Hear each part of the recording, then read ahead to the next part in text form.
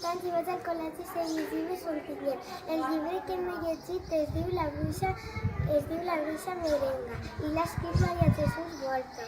Els dibuixos són de Sebastià Serra, com per exemple este. És de l'editorial Bruguera i es tracta de que un dia una xiqueta que es diu Apolònia va anar a la cuina de la seva casa i no n'hi havia ninguna pasta per al Nadal, perquè era Nadal. I entonces un dia va anar a comprar i hi havia molta gent parlant a la volta.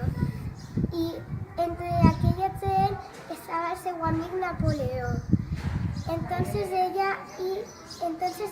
una persona que n'hi havia en tota la gent va dir que havien desaparegut els dolços.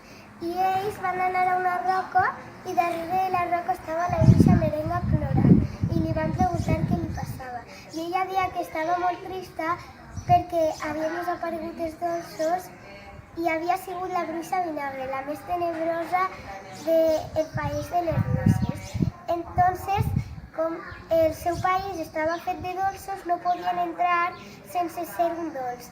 Entonces es va convertir a Napoleó en un donut y a Apolònia en una piruleta. Entonces van entrar al país de les bruixes i li van gastar una trampa a vinagre, que li van fer una casa i va entrar i amb un xocolate cremant li van tirar al cap i es va quedar sense els poders roïns. El que més m'ha agradat ha sigut quan han derrotat a Vinagre. El recomanaria a un altre company perquè és molt divertit i molt interessant. M'ha resultat molt...